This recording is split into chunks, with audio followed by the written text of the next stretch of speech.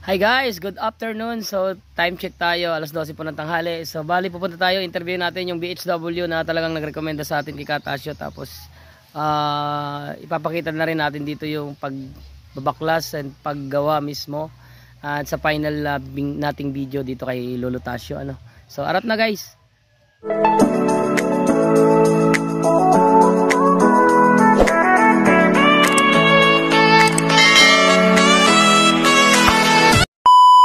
Magandang hapon po sa inyo sa True Friends Together. Ako po si Marla Alvarez ng Masagisi. Bilang BHW, ako po yung nakakasakop dito sa Sitio Pag-asa. Sa tinagal-tagal ko po bilang BHW, ay naka-encounter po ako ng mga household na may iba't iba. Pero dito po sa pagka-4 taon ko sa serbisyo, bilang isang BHW, dito po ako kasi naantig naantig yung puso ko kasi may mga tao pa pala na mas deserve pang bigyan.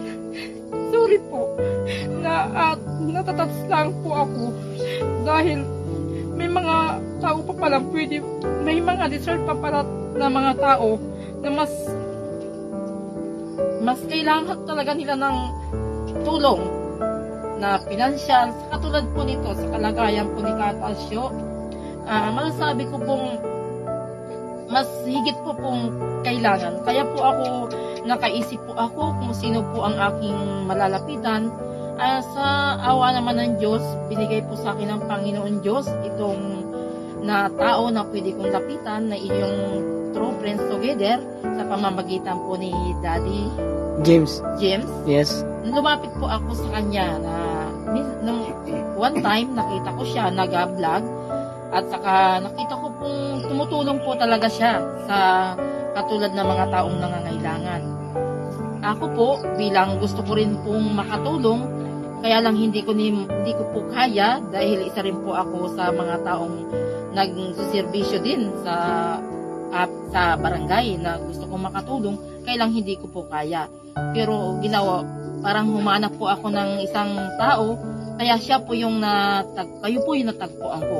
Sa pamamagitan po niya, ay siya po yung nilapitan ko. Hindi naman po siya nagdalawang isip na ako ay sagutin ng bukal sa kanyang kalooban na, sige Ate Marla, baka isang araw ay baka mayroong makausapin ko muna yung aking mga sa True Friends Together at maghintay-hintay ka. Kaya sa awa ng Panginoon Diyos, salamat sa inyo mga True Friends dahil ito na po yung hinahangad ko na sa itong taong ito ang gusto kong matulungan.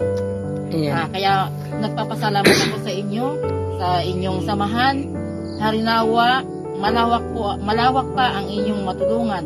Hindi lang po dito sa Masagisi, kaya sa iba pang lugar, hangad ko ang inyong magandang samahan at lalo pang madami pang followers na tumulong sa inyo para kayo din po ang maging paraan para tumulong sa katulad nila at sa iba pa. Maraming salamat po. Ayan, thank you so much, Madam Marla. Katasio, anong masasabi mo po dito sa nagrekomenda sa iyo dito ano po? Ayan, talagang sila naawa po talaga sa iyo. Siyempre sa dami-dami ng tao, iisipin niya, wala akong pakialam kasi hindi po kita kano-ano, yung sasabihin ng iba, ito po hindi mo kano-ano at talagang malasakit talaga sa inyo kasi sa dami ng tao na makakaibigan niya, pwede nyo nang irekomenda. Pero ikaw po na hindi niya kano-ano na nakita niya talaga, kaya nga napaiyak siya dito sa video na ito dahil talagang deserve mo naman talaga tayong tutulungan. So yun lang po, tomorrow po is ipapagawa na po namin yan.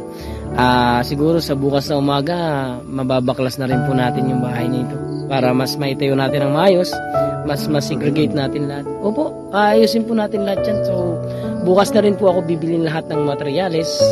Sana bukas ay magawa ng mabaklas na rin kung sakaling dumating po yung materyales ng tanghali, di tanghali naman po namin ito may papagawa. So yun lang guys, maraming salamat sa inyo. Thank you so much po.